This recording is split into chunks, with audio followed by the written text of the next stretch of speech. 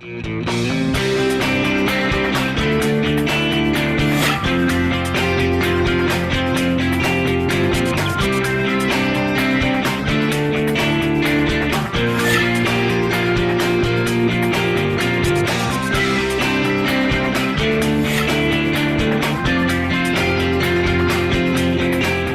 everyone, I'm Kristen Oaks-White. And I'm Avery Davidson. Thank you for joining us for This Week in Louisiana Agriculture, the only TV show bringing Louisiana farmers and consumers together every week. Speaking of bringing consumers and farmers together, we've got one of the first surveys of food prices for 2017, and it's something of a mixed basket. The Spring American Farm Bureau Market Basket Survey has both good news and bad news. As TWILA's Neil Lawson tells us, it all depends on what's on your plate and in your shopping cart. It's never a good idea to go grocery shopping while you're hungry because you'll always buy more than you need. And it's also not a good idea because if you want to find bargains, you need to take the time to shop around. This year, though, it's a little easier. According to the latest American Farm Bureau Market Basket Survey, prices are down about 6% this year over last. Taking a look at some of the survey offerings, a lot of meat and poultry products were down from last year. Eggs leading the charge downwards, a whopping 41% off from this time last year to $1.32 a dozen. As you see here, two big beef products, sirloin tip roast and ground chuck, were both off double digits from last year. Still, those prices are pretty high, and livestock prices are coming back up in 2017. Chicken prices are down 6% to $3.17 a pound. With a lot of beef and poultry prices in the same kind of price range, it's hard for consumers to find a lot in the way of bargains based on the type of meat. Still, shop around, and staple items like oat cereal and flour are both down. That's good news if you like to cook at home, but it doesn't really affect restaurant prices too much. Now, some prices are up from 2016. Bag salad is up 6% from last year. We'll have more on why on that in a minute. Staples like white bread and whole milk were up slightly as well, with dairy prices continuing to come back up from some sharp lows we saw 2 years ago. The total bill for the spring market basket was right at $50, down $3.25 from 2016. That said, prices for the first quarter of 2017 are up. And remember that higher price for bag salad? Well, here at Fresh Pickins in Baton Rouge, they've been hit hard by surging prices in produce this year. Because of growing gaps and weather conditions in California, we've seen triple, quadruple pricing. Lettuce has reached up to $50 a case, where it's normally in the upper teens, $20 a box. Cauliflower, broccoli, all of those California-grown vegetables have been significantly higher. Prices don't seem to have changed consumer habits one way or the other quite yet. Fresh Pickins consumer Rebecca Hinton said for her, it's all about getting good quality for her young family. The produce is significantly better. So, I mean, we think the quality is a lot better. It's just better quality. I think for many shoppers, it just doesn't feel like prices are down, and that is thanks to our friend Sticky Prices. See, even though farm commodity prices are down, as well as oil prices, we've still had grocery store prices that are near those record highs we saw a couple years ago. Now, that's for two reasons. One, stores tend to buy in bulk ahead of time, and two, when some things are higher and others lower in cost, the stores will level those prices out so you don't see as much in savings. And guys, I think this really illustrates something that Russell Saya said, which is that he gets a lot of his produce from California. And when they've had supply issues, the prices have gone sharply higher. So what happens when all of our food supply is dependent on other countries? It just goes to show, I think it's going to be magnified. And I think we really just have to support our farmers local and across the country. Well, this is a Farm Bill year, so it's very important that we keep that in mind and make sure that we hold our farmers up. There's nothing wrong with trade. It's just that when other countries aren't practicing the sort of free trade that we practice here between our states and that sort of thing, our farmers can't compete on an unlevel playing field. It's just something we're going to have to look out for and just save those farmers no matter what. You know, you're a brave man. You went back to doing a grocery store prices story, and Kristen's right over here. I can't think of how many times she regretted your life because of that. I was going to scold you because I told you not to come back here with this negative news. Well, I mean, you know, it's not entirely negative. A year over year, we are lower, and it may stay that way, especially with these lower farm commodity prices. But not avocados. Avocados are way high right now. Blame California, not me. Whatever you say, Neil. Thank you very much, Neil Molossaw. Well, each year the Dinner in the Field event inspires interest in farm-to-table cuisine in the Baton Rouge area. It's also a great spotlight on the producers who provide the ingredients for the event. As TWILA's AJ Sabine shows us, not only does the fundraiser promote chefs and farmers, it ultimately nourishes young people with locally grown food. At the Baton Rouge Gallery, the beauty of local art framed the bounty of locally produced food. Dinner in the Field raises money for Slow Food Baton Rouge, an organization that focuses on bringing locally sourced ingredients and culinarians together.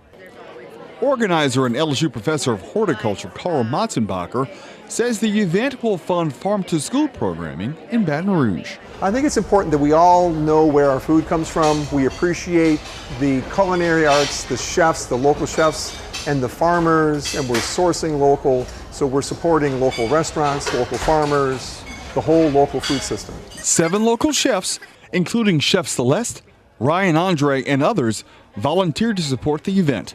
For local organic grower Grant Guidros, Dinner in the Field is the perfect showcase for these chefs and his homegrown greens. Support your local farmers. There's a lot to celebrate. We have a great food culture here, and there's a lot of great food cultures around the world that are worth preserving and worth celebrating and cherishing. Matzenbacher explains that while these diners experience a locally sourced meal, the fundraiser educates them on the importance of connecting the dots of their local food system. A group of us founded Slow Food Baton Rouge in 2009. We have our first farm-to-table event in 2011. We try to do a spring event and a fall event, and we're trying to promote the idea that we should know where our food comes from and promote local. Slow Food Baton Rouge is coming up with a snail of approval for restaurants and businesses that are sourcing local. So that way you'll know more, where do I go to support local. Guests of Dinner in the Field may enjoy the slow food at the table, but in the prep area, everyone moves with lightning speed to make sure that all 7 courses are perfect. Chef Ryan Andre with City Port takes a break from his walk to sing the praises of events like this. We consider ourselves a local branded restaurant, so it is indeed important for us to highlight these kind of ingredients. For This Week in Louisiana Agriculture, I'm AJ Sabine. Slow Food Baton Rouge is a chapter of Slow Food USA. The nonprofit organization's mission is to connect people with the farmers and ranchers and producers of locally grown foods. For more information about Slow Food USA, you can visit our website at twilatv.org. Well, those at the Slow Food event are not the only ones enjoying some local agriculture. In fact, consumers of all ages are finding their way back to the farm through Agri Tourism. Today, groups are headed out to the farms more and more for the hands-on experience that they find in the field. This week, Carl Wiggers shows us a growing attraction that is drawing thousands of visitors to the farm each year. It's no exaggeration that thousands visit Louisiana Land each year. This spring alone, more than 10,000 children have come to Meet Louisiana on field trips and picked strawberries in these fields. This all began in 2011 when the Louisiana family decided that they wanted to do more with their 500-acre farm. They get to come through activities where they can harvest and gather crops that come from the farm. Owner of Louisiana Land, Elizabeth Louisiana, says that children learn about way more than the strawberries that her family's farm is most known for. So we just started opening it up to schools and really wanting to focus on educating children on where their food comes from, what Louisiana is all about as far as agriculture and what's left in the state with agriculture.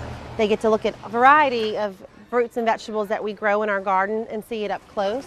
Getting up close to the plants in the garden of Ag Ventureland or the strawberries in the field is where the lessons begin for guests of Louisiana Land. This is how it all starts. Doesn't just show up in the grocery store. Tanya Pale helps run Louisiana Land. She says she loves getting to work outside with the children, teaching them about agriculture in a fun way. There's a lot of children that have not seen what a strawberry plant looks like, what a tomato plant looks like. We teach them what things look like and how they grow. And it's just kind of rewarding to me just to see, a smile on their faces. And this is what brings those smiles. Definitely the picking, because they get to see those plants up close and personal. And not only are they picking the red strawberries off the fruit, they see the flowers on the fruit. We tell them about pollination and how important the bees are to the produce. So they're learning a lot just right there in the fields. Tanya and Elizabeth both agree that agritourism destinations like this one are as important as ever with today's consumers being generations removed from the farm. Everything is always really hectic. Everything is computers, and people are getting away from things that are natural, things that come from God. Dirt, plants, sunlight, rain. These are all important things that we all need to survive, and it's so easy just to run up to the store and grab something out of the produce section, but nobody thinks about where it comes from. As far as farmers are concerned, there is less and less farmers coming up to take over these family farms. And you know, it's getting harder and harder to be able to keep these farms growing and alive. The look on his face says it all. And that's why this field trip remains at the top of the wish list of students and teachers alike. To me, it's like no other. I mean, you can go to the zoo and you can see animals, but you don't see the behind the scenes. We show you behind the scenes. And whenever they go to the grocery store and they see a bell pepper, they can tell their family, hey, I saw a bell pepper plant, I know how that grows. The fun at Louisiana does not stop when the strawberries are out of season. They also host field trips in the fall with a pumpkin patch and a corn maze. They decorate the farm for Christmas, and we just missed their big Easter egg hunt. Next up at the farm is their annual summer camp that begins in June. To learn more about the camp and to plan your own visit to Louisiana, head over to our website at twilatv.org. And Kristen, I've told y'all before, that's actually where I'm getting married there at the Berry Barn, and I really cannot wait for that trip to Louisiana, to Berry Barn, to the farm there.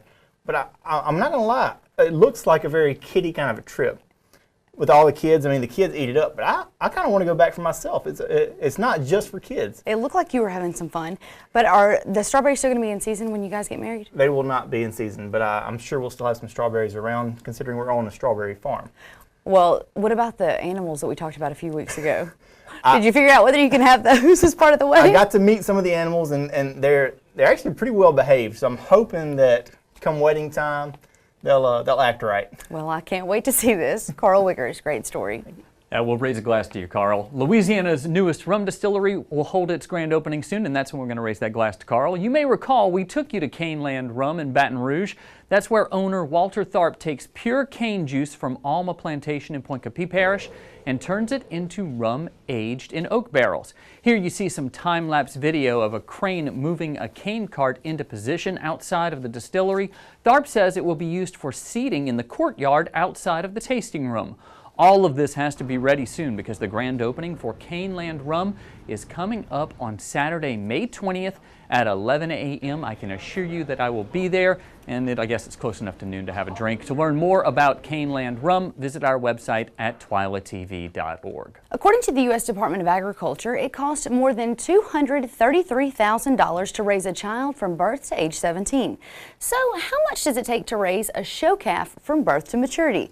These young people are learning that it's quite a bit cheaper than raising a child. That's just one of the many lessons these young men and women learn by showing calves. At the 6th Annual Louisiana Farm Bureau Young Farmers and Ranchers Livestock Show, 111 young juniors showed off 216 calves, all vying for the belt buckle that shows they won it all. YFNR Committee Chair Amelia Kent says the lessons learned leading up to an event like this are where young people benefit the most. Responsibility in terms of those kids learning and caring for their cattle. There's a sense of competition and personal efforts to put forth in a competitive nature, not only with your calves against other cattle, but yourself against other kids.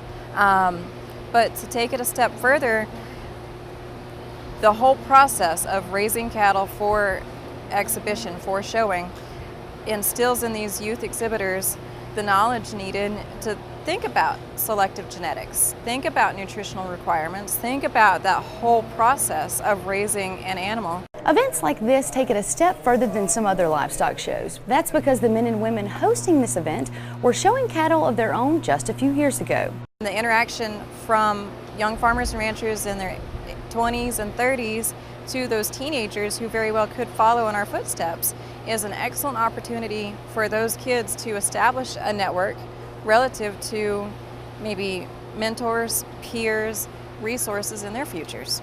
By the way, 216 cattle breaks the record set last year for the number of cattle shown at the YFNR Livestock Show. Oh, and if you're wondering how much it costs to raise a show calf to maturity, the University of Wisconsin did a study on that 4 years ago and determined that the total cost is about $363. Yeah, that's way cheaper than raising a child, Well, I can assure you. But I have a feeling that you're going to say that 300 something bucks is not what Butch Oaks spent on your show calf. Well, I'm going to say I don't have any experience in raising a child. I don't have any idea how much it costs, but I can tell you that it is not cheap to raise a calf. How much would you spend? I can't tell you that. Well, I mean, like the feed, tell me about, feed bills and that sort of thing. Well, that was something that Dad did pay, so I don't know exactly. I just know that it was not cheap. Dad, here's the bill. And it was a lot of hard work. Oh, That was a good point in the story, though. That was a lot of work. A lot of hours spent in that show barn. It was great seeing them there, though. You really, the poise that comes through whenever they're leading the cattle around and getting them to do what they want them to do and groom them and everything, it shows that it builds character. And I saw that you had some kids there with you. How did they enjoy it? Oh, yeah. Well, I had Logan there, my little 1-year-old, and he enjoyed playing in the dirt. He really enjoyed playing in the dirt, and he kept trying to get in things that look like dirt but aren't really dirt, and I tried to keep him away from that. But well, you're going to have to invest in your own little show calf and see how much it costs. Yeah, I got to buy a farm first. Put it in your backyard. After I buy the farm. But you can put it in the backyard. Well, still to come on TWILA, we'll have an egg breakfast for you ready and waiting. Now, this really is a tease, Avery, because it's an egg breakfast promoting the people who bring us the eggs. We'll see what's sunny side up coming up next.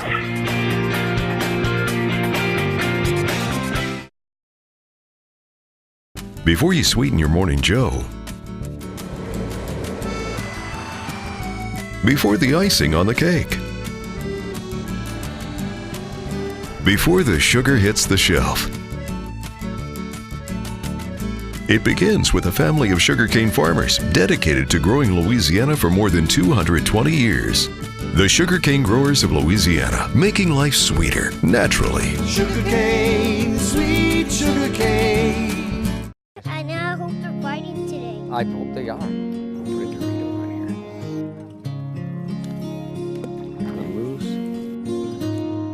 I got a fish, I got a fish. Find your place in the country and the lender who can get you there. Find Louisiana Land Bank. Financing for country homes, recreational property, farms and ranches, and agribusiness.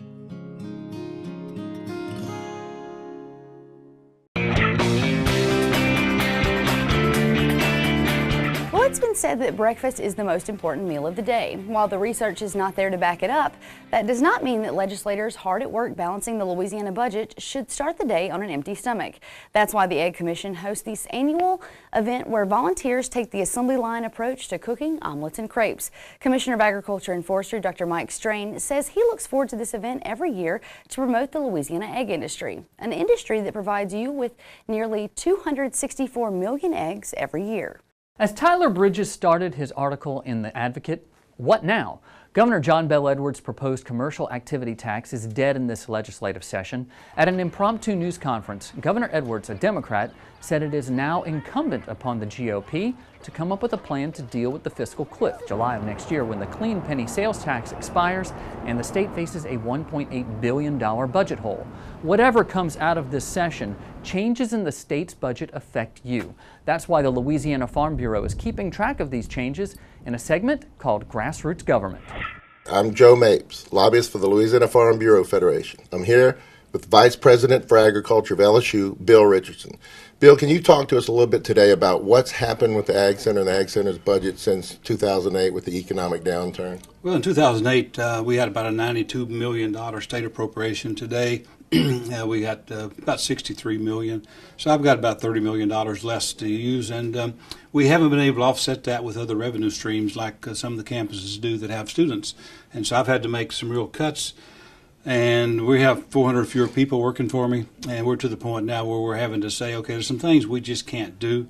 We have to draw a line in the budget and say, okay, things above this line we can't afford anymore. And so we're in the process now looking at some of our experiment stations, some that we will not close, but we will remission.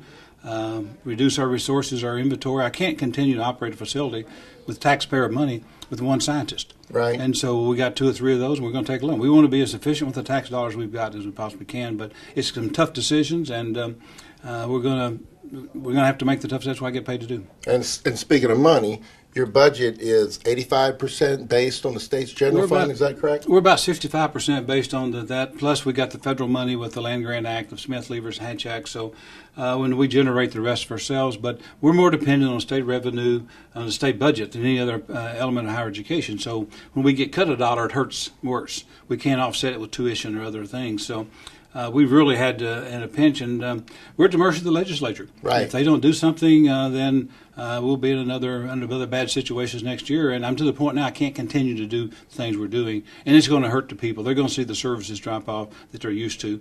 And best thing to do now is get involved. These things are important to them. And that's let a the shame. legislator know. That is a shame. And so you're saying let the legislator know. How is the legislature working with us now on the Ag Center's budget, or the whole process? How's that working for us? A lot of support there for us, and then they're wrestling with this. Nobody wants to raise taxes. Nobody wants to make cuts. They have all these things they like, so we're at a stalemate. And at some point, they're going to have to move off that and determine what's important, what their priorities are, and then what they can fund. So, and we think higher education, the Ag Center, because we're all over the state, something that's real critical to them back home in their districts. We're in every district in the legislature. We're part of every one of them, and so we're encouraging people in those areas. Let your legislator know how important these services are to you, because they're in danger of losing them. And you and I know that letting your legislator know really works, because they want to hear from the constituents. They know I get paid to come down and talk to them, but it's more important if somebody back home who votes for them calls and says, or writes them a letter, or drops by and say, this is important, I want you to support this, and I'll be watching. Participating in government has never been easier. On our website, we'll link you to Voter Voice, where you can contact your representatives in government and give input on the issues you care about. And you can also sign up for the weekly Grassroots Government newsletter. To find out more, you can log on to our website at twilatv.org. Coming up, we'll have a look at what's been trending online this week. A new Secretary of Agriculture is in Washington, and it did not take him long to find some controversy. This week's school lunches are definitely trending on TWILA. We'll serve that up next.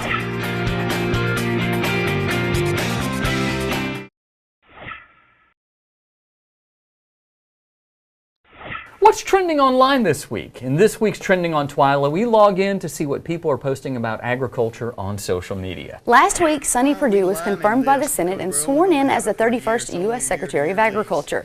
While news of Perdue's confirmation garnered lots of posts from ag groups on social media, his first order of business, making school lunches great again, gained more attention and a few criticisms this week. Perdue ate lunch with students at Catoctin Elementary in Leesburg, Virginia, where he announced that the USDA will provide greater flexibility in nutrition requirements for school meal programs. The USDA will now allow schools to be exempt from serving only grains that are whole grain rich. It will also enable schools to bring back 1% milk and will freeze the restrictions on sodium that were scheduled to tighten again this year. Perdue said if kids aren't eating the food and it's ending up in the trash, they aren't getting any nutrition. Brittany Borg posted, after attending a student health advisory meeting in Cameron Parish recently, I'd say this is great news. I had no idea about what was going on before attending the meeting, but hopefully this will help kids want to eat school lunches again. On Facebook, Melinda Lee said, so happy to see school lunches being balanced again. Couldn't agree with this more. Critics of the move argue these changes will roll back school lunch rules championed by former First Lady Michelle Obama as part of her healthy eating initiative. Sally Connolly commented, back to French fries, tater tots, chicken nuggets, and away from fruits and vegetables. Michelle Obama was trying to help children avoid being obese and trying to instill healthy eating habits. Brian Murphy posted, this is literally stealing the food out of our children's mouths. Perdue said the objective of the proclamation was to establish more options for students to reduce waste and decrease the cost for compliance with complex items like whole grains. To read more about the USDA school lunch plan changes, just head over to our website at twilatv.org. And you know, change is sort of good. I do miss the days of, you know, smelling the rolls in the lunchroom over at Johnson Street Elementary in New Iberia, but I understand that, you know, you have to feed a lot of children more than you ever did before. So the days of being able to cook giant lunches, which may have lots of bacon and salt in them, you know, that might not be here anymore. But I'm glad to see that they're opening up some options. I think he did make a good point, though. It's not they're not getting any of the nutrition if they're throwing it in the trash. So it has to be something that they want to be able to eat. So. And I know your mom has to deal with that on a regular basis. Yes, she does. That's another story for another day. Well, now moving on to this week's TWILA Trivia. Last week our question was, on average, what is the approximate daily water use of each household in America? And the correct answer is B, 300 gallons. This week's trivia question is, according to the USDA, about how many schools participated in the Farm to School program last year? Is it A, 15,000, B, 42,000, or C, 64,000? To enter this week's trending trivia contest, simply log on to your Facebook or Twitter account and post your answer with the hashtag TWILA Trivia. Or you can always submit your answer on our website at twilatv.org. Well, that does it for this edition of TWILA. Be sure to join us again next week when we'll take a look at what Sunny Perdue's confirmation will mean for agriculture and who is on a new task force designed to help the people who grow the food we eat every day. In the meantime, you can watch all of our stories and check out a few extras. Like us on Facebook, follow us on Twitter, and check out our stories on Snapchat. For all of us here at TWILA, thank you for watching. We hope to see you again right here next week.